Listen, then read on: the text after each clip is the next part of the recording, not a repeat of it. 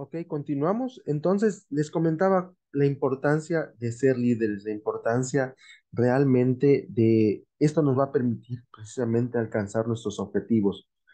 Vamos a ver este pequeño fragmento de video que se llama La Carreta y aquí dentro de este video nos muestra realmente a quién tienes en tu equipo de trabajo. Por eso, nosotros como visionarios, nosotros como líderes tenemos que saber realmente con quiénes estamos trabajando.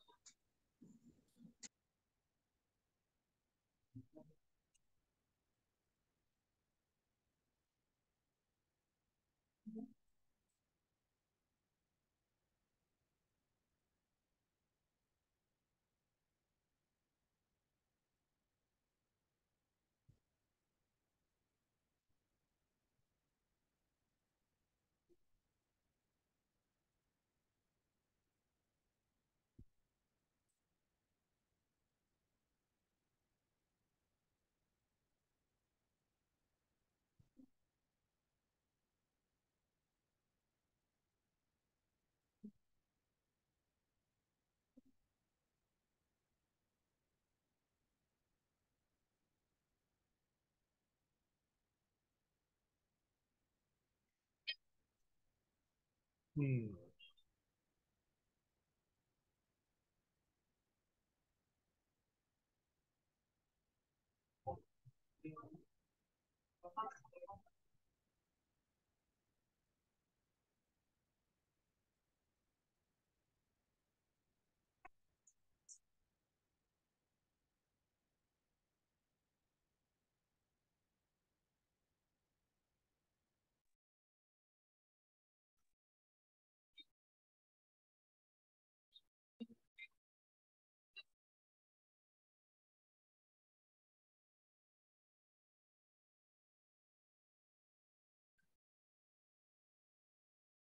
Ok, pudimos ver este pequeño fragmento de video. Alguien que guste participar y me diga qué le pareció el video, qué fue lo más interesante que vieron del video, qué es lo que le llamó la atención.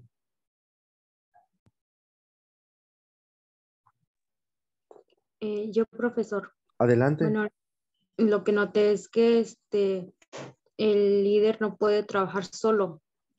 Somos un equipo, entonces no lo dejaron solo. Cuando estaba solo no podía avanzar. Cuando todos se armaron como un equipo, ya pudieron avanzar con el peso.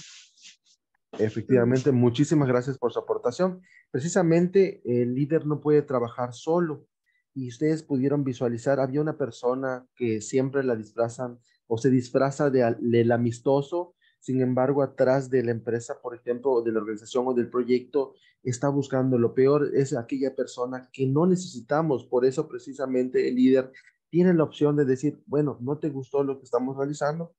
Pues te invito a participar en otro. Gracias por haber aportado lo que tenías que hacer con nosotros, pero vamos a trabajar con este equipo. Entonces, el saber distinguir este tipo de personas, estas personas tóxicas que pueden afectar a un proyecto, es necesario que digamos nosotros gracias. Como dice Marisabel, lo que observé fue que el equipo siempre estuvo presente para apoyar. Efectivamente, siempre estuvo presente. Algunos cada uno tiene sus características. Lo que tiene que hacer precisamente ustedes como líderes es motivarlos para decirles, oye, necesito tu apoyo.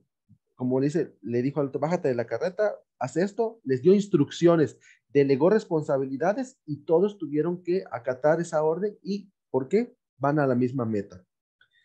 Como dice Marisela, definitivamente la base de un buen equipo es la importancia de que todos se sumen y se apoyen. Es correcto.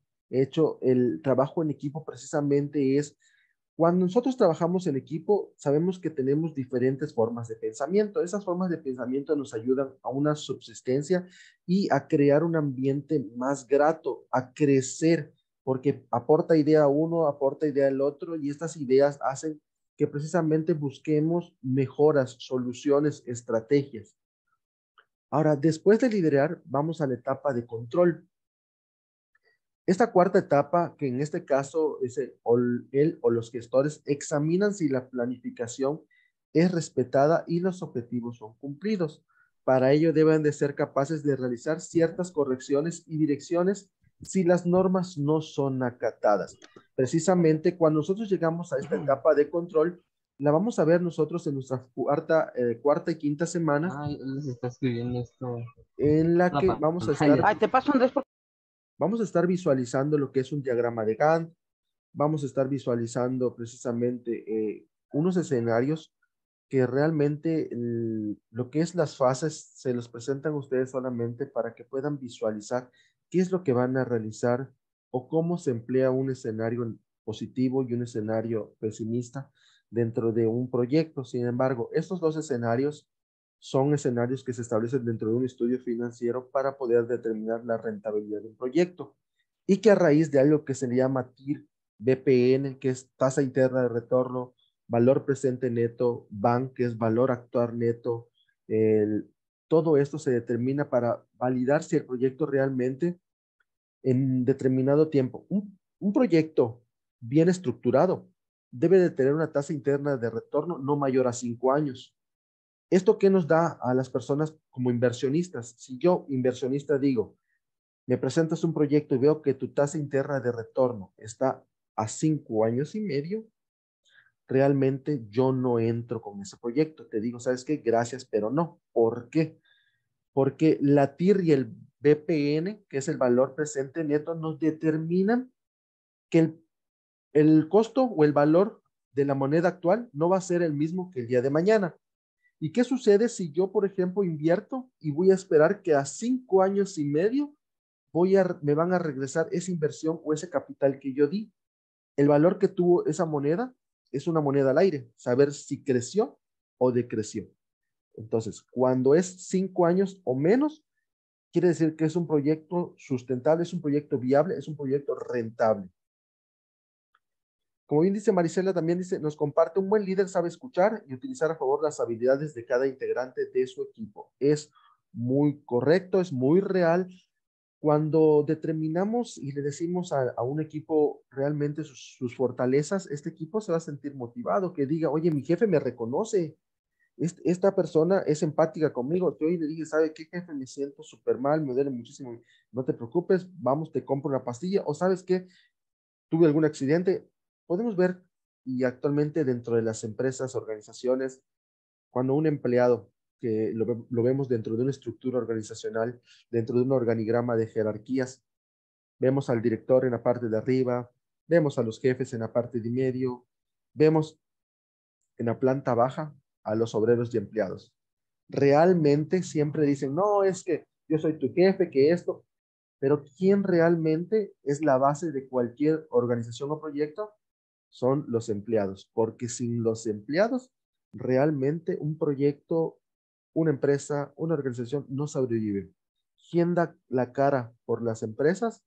Los empleados. Y esos empleados, ¿cómo necesitas tenerlos? Motivados, incentivados, capacitados, que se sientan bien dentro del lugar donde están trabajando, que digan el día de hoy, a mí me encanta mi lugar de trabajo, me encanta lo que hago, me fascina ayudar, me fascina porque me toman en cuenta. Pero, ¿qué sucede cuando te sientes desplazado? Precisamente lo que haces es la parte negativa, el aburrimiento. Llega un momento que se le determina la monotonía. Buenas noches, Claudia. Al contrario, muchas gracias por participar. Y vamos a ver esta parte. Entonces, ¿quiénes son los gestores? Los gestores o líderes de proyecto son ustedes. El día de hoy, el día de mañana y durante este módulo 23, ustedes son esos gestores de proyecto. ¿Por qué es importante un gestor? Dice, las personas que toman el compromiso de organizar y dirigir las instituciones suelen ser llamadas gestores. Los mismos son responsables de la rentabilidad y el éxito de los organismos para los que trabajan. O sea, ustedes son esos responsables de que su proyecto tenga un éxito. Muchas de las personas que alcanzan estos puestos lo hacen a través de la carrera que han hecho a lo largo de su vida, ocupando en diversos lugares en la institución para que los que trabajan. Se considera que los buenos gestores poseen ciertas características. Algunas de ellas son el reconocimiento del buen desempeño de sus pares o sus subordinados y a su vez las buenas críticas que son capaces de realizar. Son idóneos para apoyar y ayudar al resto del personal cuando sea requerido. ¿Por qué? Porque al final de todo, un gestor debe de saber de todas las áreas de su proyecto. Entonces, ¿quiénes son las personas más idóneas para conocer cada área de su proyecto? Ustedes. ¿Por qué? Porque ustedes generaron esa idea. Porque al final ese proyecto nace de su pensamiento, nace de su idea, nace de esa necesidad de querer solventar un problema. Cuando venga, por ejemplo, un ayudante en general y te diga, oiga, líder, ¿sabe qué? Es que no sé hacer esto. Vamos, dime qué es lo que te hace falta. Yo te muestro. ¿Por qué? Porque yo sé hacerlo. Pero esto no quiere decir que todos los días lo tengan que hacer. Hoy se lo muestro para que el día de mañana él lo ponga en práctica, pero lo tengo que supervisar. Tengo que ver que esté trabajando en esa área de oportunidad que él mismo me pidió que yo lo pudiera acompañar. Entonces, unas características que debe tener todo gestor es conocimiento y experiencia. Son excelentes oradores. ¿Esto qué quiere decir? Ustedes son excelentes para comunicarse. Son las mejores personas para enamorar con sus palabras. Tienen que tener esa fuente de comunicación, esos canales de comunicación de diferentes formas para poder llegar a cada uno de su personal, porque sabemos perfectamente que no todas las personas aprendemos de la misma manera. Hay unas personas que son auditivas, hay otras personas que son visuales, hay otras personas que tienes que explicarles en forma escrita, o hay unas que utilizan los tres métodos. Entonces tenemos que tener esa habilidad de ser un excelente orador. Aparte, el multitasking, esto se refiere a las multitareas. Nosotros hacemos tareas de todo tipo, así como podemos hacer la tarea del jefe o del director, puedo hacer la tarea también de un auxiliar de limpieza porque yo sé hacer todo tipo de tareas. Voy a enfrentar todas las diversidades. Si el día de mañana me hizo falta que lleguen, por ejemplo, mi informático y diga, chispas, ¿y ahora qué voy a hacer? Yo lo hago porque yo también sé hacerlo. Entonces yo soy como un todólogo. Y toma de decisiones. Estas tomas de decisiones son las que ustedes, al momento que dicen, tomo una decisión, ¿sabes qué? Voy a jalar a Pedro, que está en el área de mercadotecnia, lo voy a jalar acá por hoy al área de administración porque lo necesito aquí. ¿No sabes qué, Juan? Necesito que tú te vayas acá a hacer unas cosas. Pero es que me dijiste, no, necesito que ahorita me hagas esto. ¿Por qué? Porque es importante el rol de cambios de puestos a veces. La ética y volvemos a redundar en la buena comunicación que ustedes tienen entre áreas o departamentos que trabajan, el ser líderes y la resolución de conflictos. ¿Por qué? Es muy importante en la gestión de conflictos, como dices, son parte del día a día en una organización y muchas veces nosotros nos vamos a enfrentar precisamente con esto, porque al tener una plantilla laboral, sabemos que vamos a tener diferentes formas de pensar y a lo mejor tengamos ese pequeño problema de choque de conflictos de intereses, el que una persona piense de una manera, el que otra diga de otra forma, tenemos que saber cómo solucionar. Entonces nosotros tenemos que identificar problemas, tenemos que darle solución, tenemos que buscar la manera más fácil de poder o más pacífica de llevar las cosas a cabo, de negociar cada una de las funciones que están implementando. Ahora, instrumentos de la gestión. ¿Cuáles son los principales? La gestión se sirve de diversos instrumentos para poder funcionar. Los primeros hacen referencia al control y mejoramiento de los procesos. En segundo lugar se encuentran los archivos, que estos se encargarán de conservar datos y por último vienen los instrumentos para afianzar datos y poder tomar decisiones. De todos modos, es importante saber que estas herramientas varían a lo largo de los años. ¿Por qué? Porque precisamente parte de las tecnologías siempre se mantienen, no son estáticas, se mantienen en constante evolución. ¿Por qué la tecnología se llama emergente? Porque surge de una necesidad, surge de la necesidad precisamente del ser humano de querer llevar a cabo más tareas en un menor tiempo, con una mejor herramienta, con mejores herramientas tecnológicas. Entonces, hay tecnologías emergentes que nacen y se ponen a prueba y que de repente dicen, no funcionó. ¿Y qué pasa más adelante? Emergen, esto quiere decir, de esa tecnología que ya había puesto en marcha, hacen otros desarrollos y crean unas similares, pero con mejoras. Vamos, por eso ustedes pudieron ver en el primer foro de clase en el que estamos estableciendo, es micro y macro proyecto, tecnologías emergentes como Asana, como Monday, como Trello, como otras, pero ¿cuál es la gran semejanza de todas? Que son herramientas que sirven para gestionar proyectos, que algunas tienen, por ejemplo, para realizar diagramas de Gantt, otras también lo tienen, pero una te ofrece, por ejemplo, más herramientas o mayor creatividad que la otra, porque me di cuenta que a lo mejor Trello me dice a mí, te lo doy en la versión gratuita, pero le quito todo esto. Pero yo agarro y abro Smartsheet o Tom's Planner, pero esos dos programas me dicen, ¿sabes qué? Yo te lo doy así, en su versión de prueba, pero a lo mejor solamente te voy a decir que solo puedes hacer un proyecto para que te enamores de lo que es mi plataforma y digas, te lo compro. Entonces, hay que utilizar estrategias de mercadotecnia. Entonces, todo esto lo van gestionando de acuerdo a las necesidades de cada persona. Y llegamos a la parte, por ejemplo, del ciclo de vida de un proyecto. Los proyectos, como bien comentábamos, tienen un inicio y tienen un final. Atraviesan por diversas fases. Por ejemplo, todo inicia con el proyecto, el inicio, que es la fase 1, ¿sí? ¿Qué es lo que estuvimos viendo?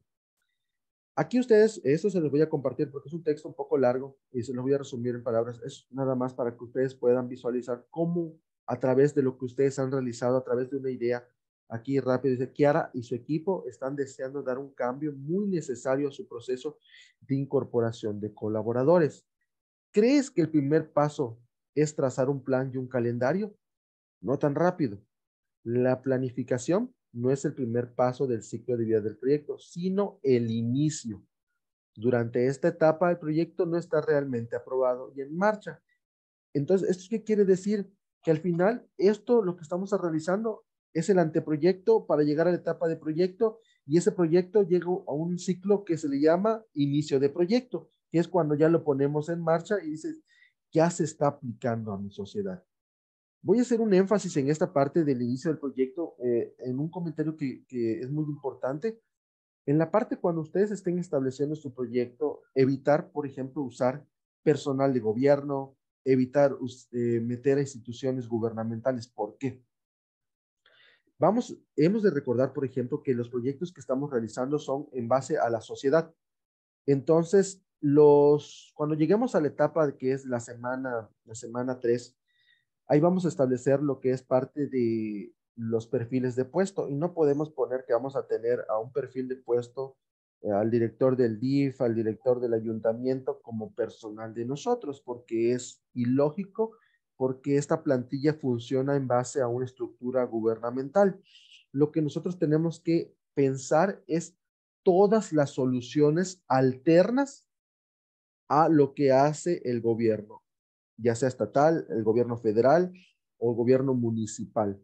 Porque ustedes están estableciendo, vamos a suponer que el proyecto que están haciendo es, planifican su problema de escasez de agua y me digan, no, voy a meter a personal de capa, no, porque ellos hacen sus propios proyectos. Entonces, lo que yo estoy haciendo es una solución alterna para la sociedad, para poder resolverlo a través de diferentes estrategias o estrategias parecidas, pero en compañía de la sociedad. Entonces viene lo que es la parte de planificación y la ejecución, que aquí vienen unas preguntas que yo les dejo, que son las que se hacen para saber si realmente estoy ejecutando bien mi proyecto. ¿Cuál es el objetivo de este proyecto? ¿Cuáles son los indicadores clave de rendimiento, los KPI? Eso quiere decir que son los rendimientos de calidad. ¿Cuál es el alcance? ¿A dónde quiero llegar? ¿Cuál es mi presupuesto? ¿Cuánto es lo que yo espero gastar? ¿Cuáles son los riesgos? Que lo vemos a través de un análisis FODA. ¿Qué miembros del equipo participan? O sea, ¿quiénes son mis recursos humanos? ¿Qué tareas conlleva? O sea, ¿cuáles son las actividades que voy a realizar por cada una de las fases? ¿Y qué hitos hay que cumplir? O sea, ¿qué es lo que vamos a realizar?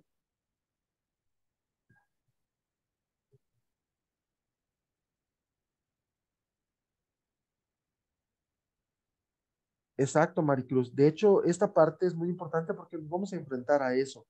A veces vamos a suponer que ustedes, así como me empleas eso, ¿no? Que ustedes están enamorados de su proyecto y sí lo quieren llevar a cabo. Y su primer paso para o una actividad que van a hacer es hacer una encuesta dentro de su sociedad de cómo está la situación. Se van a topar con gente que a lo mejor les cierre la puerta. Se van a topar con personas que a lo mejor te digan no. Por eso precisamente cuando establecemos los proyectos para una sociedad, sabemos que son proyectos de largo plazo, porque como bien nos acaba de dar un ejemplo muy importante, el ir con la sociedad es muy difícil. Cambiar la cultura de algo es muy difícil. Por ejemplo, cambiar la cultura de que los animales dejen sus heces en las calles es muy difícil. Hacerle ver a una persona, a veces lo toman como agresión. Disculpe, ¿será que pueda levantar los excrementos que dejó su animal en la calle? Por los niños, te toparás con mucha gente grosera, te toparás. Entonces, esos cambios de cultura requieren de grandes esfuerzos, requieren de grandes tiempos. Como bien menciona, hay muy poca disponibilidad de las personas. Y como dicen, y no nada más nos digan que no tuvimos un problema de que alguna persona nos amedrenta y el cual tuve que cambiar unos cambios ahí. Efectivamente, precisamente a esto llegamos, a que en el momento en el ciclo de vida del proyecto ustedes tienen que delimitar y decir, si yo estoy viendo que algo de mi sociedad no está funcionando correctamente, tengo que replantear mis estrategias para buscar otro medio, como también lo pueden ser las tecnologías emergentes, por ejemplo, a través de las redes sociales crear una página en el Facebook, que es una plataforma grande donde hay millones de personas conectadas, o en otra tecnología, una página web, o ir a lo que es las comunicaciones, radio, para explicar lo que yo quiero hacer. Entonces, todas esas estrategias son las que tenemos que implementar. ¿Por qué? Porque cuando lleguemos a la etapa fase 4 y fase 5 que de un proyecto, que no, esto no está relacionado con las fases de lo que es la plataforma, sino a etapa final de un proyecto que viene la supervisión. Ustedes tienen que ver esa etapa de control y decir, oye, sí está, se está llevando a cabo bien mi diagrama de Gantt. Estoy cumpliendo mis tareas en los tiempos que yo estoy estableciendo, estoy evitando la corrupción del alcance. ¿Esto qué quiere decir? Que no hay problemas, no hay casi amenazas. Realmente yo detecté a tiempo esas amenazas y tengo mis estrategias ya planteadas. O sea, yo ya vi, como decía Maricruz, yo ya vi que la gente de mi sociedad no quiere participar. Estoy buscando estrategias nuevas y sé que a lo mejor si llega ese momento, ya tengo cómo solventarlas. Y estoy cumpliendo todas las fases con el presupuesto que yo establecí. O sea, estoy acorde. ¿Para qué? Para llegar a mi cierre de proyecto, ¿sí? Para llegar a mi final. ¿Y cuál va a ser ese final con nosotros? Plantearlo en mi diseño web, llevar toda la información que establecimos en una construcción de una web con una tecnología emergente. Ahora vemos parte del análisis FODA, como les comentaba, fortalezas, oportunidades, debilidades y amenazas. 53% de las empresas y los proyectos no toman en cuenta un análisis FODA. De hecho, el análisis FODA es una herramienta muy buena. Cuando tú tomas en cuenta un análisis FODA dentro de tu empresa o tu proyecto, tienes casi asegurado el 100% de éxito. Como nos decía Thompson en 1998, establece que el análisis FODA estima el hecho que una estrategia tiene que lograr un equilibrio o ajuste entre la capacidad interna de la organización y su situación de carácter externo, es decir, las oportunidades y las amenazas. Las amenazas son todos aquellos factores externos que puedan afectar nuestro proyecto, cambios de clima, la sociedad, por ejemplo, trámites burocráticos, porque a lo mejor yo tengo que hacer un trámite para poder pedir el kiosco de mi parque y me puedan dar la oportunidad de hacer una junta ahí. Meto una licitación para solicitar ese kiosco y sabemos que va a tardar más de 15 días porque los trámites burocráticos, los trámites gubernamentales son muy tardados. Entonces, esas amenazas son las que tenemos que prever. Entonces, buscar soluciones a eso, decir, no, pues, si no me lo otorgan, ya tengo mi estrategia. Ya le dije a mi tía, a mi vecino que tiene un localcito, que me lo preste, solamente va a ser para una hora o para media hora. Entonces, ya con eso ya tengo una estrategia extra. Esto es lo que nos ayuda a hacer un análisis FODA. Como bien dice, es una técnica que se usa para identificar fortalezas, oportunidades, debilidades y las amenazas del negocio o incluso de algún proyecto específico. Si bien, por lo general se usa muchísimo en pequeñas empresas, organizaciones sin fines de lucro, empresas grandes y otras organizaciones, el análisis FODA se puede aplicar tanto con fines profesionales como personales. También nosotros podemos aplicarnos a nosotros mismos un análisis FODA, saber cuáles son nuestras fortalezas como estudiantes, cuáles son mis áreas de oportunidad, que eso es lo que yo realizo en sus retroalimentaciones, un análisis FODA. Veo sus fortalezas, que supieron emplear sus tecnologías emergentes, veo que redactan bien, veo que no hay errores ortográficos, les doy sus áreas de oportunidad, por ejemplo, donde pueden mejorar en pequeños puntos específicos para que los siguientes trabajos, en lugar de tener un 98.5, tengan un 100%, para que en lugar de que a lo mejor tengan un 73, cumplamos con el 100%, porque al final lo que se busca es precisamente obtener el éxito de cualquier ámbito, ya sea personal, profesional o laboral. El análisis FODA es una herramienta simple y a la vez potente que te ayuda a identificar las oportunidades competitivas de mejora. Te permite trabajar para mejorar el negocio y el equipo mientras te mantiene a la cabeza y tendencias en el mercado. Marisela, por ejemplo, cuando tenemos problemas con la redacción, a lo que se refiere es concreta, estamos muy acordes en esa parte de concretos, porque un proyecto, la mayor parte es concreto. Vamos a la idea general, ¿no?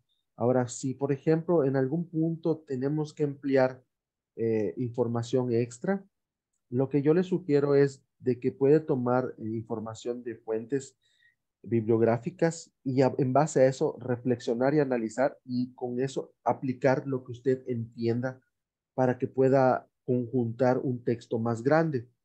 Vamos, yo quiero establecer su descripción del proyecto que diga, hoy en día en la Ciudad de México hay mucho smog, yo quiero trabajar con este proyecto que denominé la contaminación en la Ciudad de México y empezar a explicar, de acuerdo a la revista nacional de XX, en el año tal, dice que hay un 70% de contaminación en la Ciudad de México por autos, por empresas, por maquinaria, y en base a eso digo, empiezo a explicar.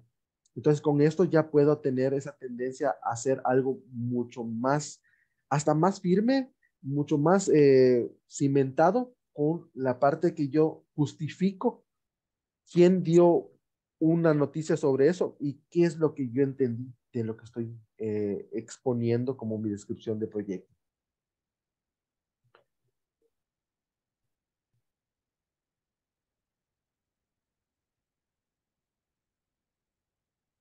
Bueno, aquí tenía un pequeño juego, se los voy a poner la siguiente sesión para que podamos jugar, porque no creo que dé tiempo porque ya falta poquito. Entonces me voy a regresar a esta parte de la análisis FODA, no sin antes hacerles la pregunta si tienen alguna duda con respecto a lo que estamos viendo, si tienen alguna duda con respecto a lo que están subiendo sus fases para poder ayudarlos, que de igual manera, como les reitero, me encuentro en la plataforma, con toda confianza me pueden escribir, no tengan pena.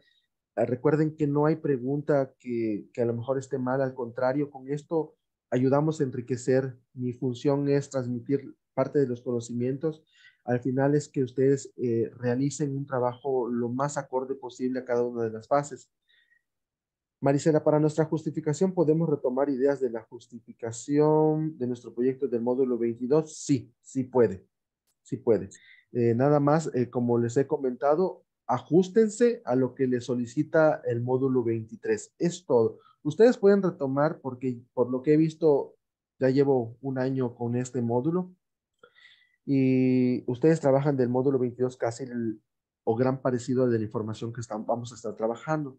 Lo único que les solicito es que se apeguen a las instrucciones, o sea, para que el trabajo que ustedes presenten sea lo más acorde posible a lo que solicitamos. Ahora, si tienen alguna duda con respecto a algún rubro que aparece ahí, no duden en contactarme.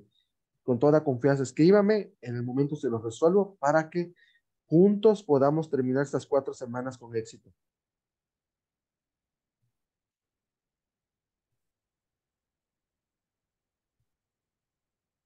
Hay que buscar nuevas estrategias, Norma. Si gustas, puedes pasarme los datos para que yo te pueda apoyar en algunas estrategias extras que tú puedes tener para tu proyecto. Lo que sí les pido, porque ya me dio el aviso del sistema que me va a sacar, si me pueden dejar su nombre completo y apellidos para que yo pueda tomar el pase de lista.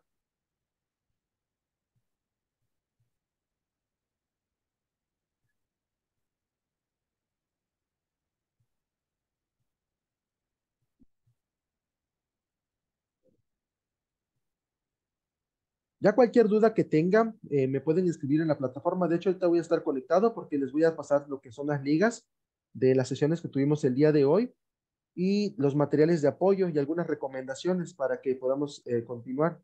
Igual lo que es sábado y domingo, me encuentro en la plataforma por si quieren algún apoyo de algo. Les deseo una excelente noche a todos. Nos vemos el próximo miércoles, si Dios quiere.